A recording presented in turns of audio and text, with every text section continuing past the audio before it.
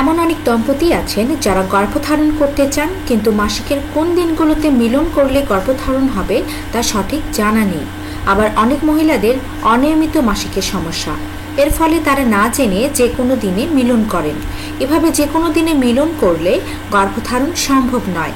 গর্ভধারণের জন্য মিলনের পরে পুরুষের বীর্যে থাকা শুক্রাণুর সাথে নারীর ওভারি থেকে বের হওয়া ডিম্বাণুর মিলিত হতে হবে।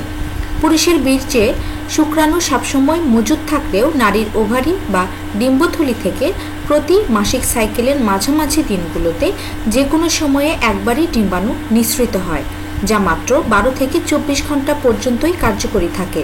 এ সময়ের মধ্যে মিলন করলেই কেবলমাত্র পুরুষের শুক্রাণু যোনিপথ দিয়ে জরায়ুর উপরে সাঁতরে গিয়ে ডিম্বাণুর সাথে মিলিত হয় এবং গর্ভধারণ ঘটে।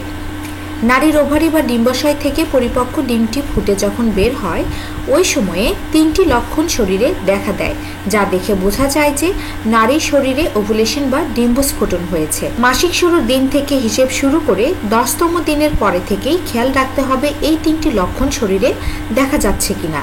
এই 3টি লক্ষণ বোঝা মাত্র ওই দিনগুলোতে অবশ্যই মিলন করবেন সফলভাবে গর্ভধারণের জন্য।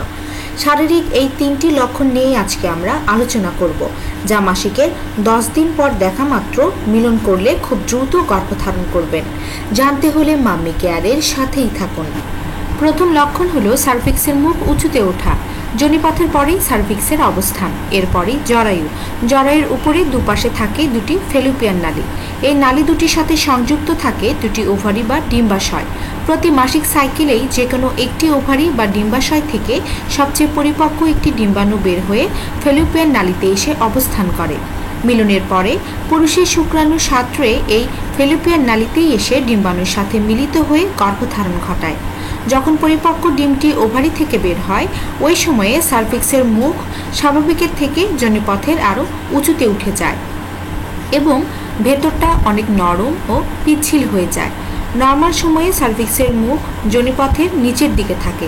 মাসিকের 10তম দিন থেকে নিয়মিত হাত ভালোভাবে পরিষ্কার করে ধুয়ে 2 আঙুল যোনিপথের ভেতরে প্রবেশ করালে যদি দেখেন আঙুল হালকা চাপে ভেতরে ঢুকে যাচ্ছে এবং ভেতরটা অনেক নরম, পিচ্ছিল এবং আঙুলের সাথে পিচ্ছিল শ্লেষা জাতীয় স্রাব দেখতে পারেন, তাহলে বুঝবেন আপনার ভেতরে ওভুলেশন বা ডিম্বস্ফোটন হয়েছে।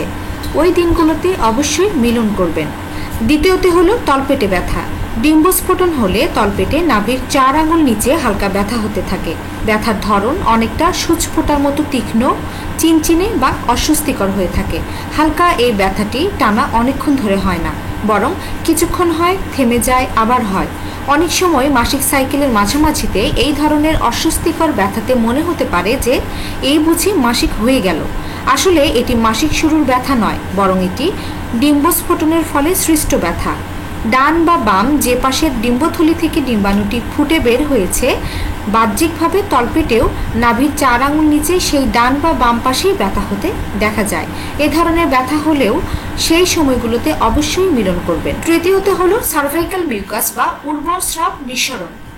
ডিম্বস্ফোটন হলে যোনিপথে ডিমের সাদা অংশের মতো স্বচ্ছ, পিচ্ছিল, শ্লেষা জাতীয় 2 আঙুলে টানলে লম্বা করা যায় এমন ধরনের স্রাব নির্গত হতে থাকে।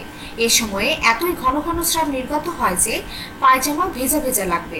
এ ধরনের স্রাব নির্গত হওয়া দেখলেও সেই দিনগুলোতে অবশ্যই মিলন করবেন দ্রুত গর্ভধারণের জন্য। আজকের আলোচনা এই পর্যন্তই। ভালো থাকুক, সুস্থ থাকুক প্রতিটি মা, এ কামনায় আজকের মতো এখানেই শেষ করছি। ধন্যবাদ সবাইকে।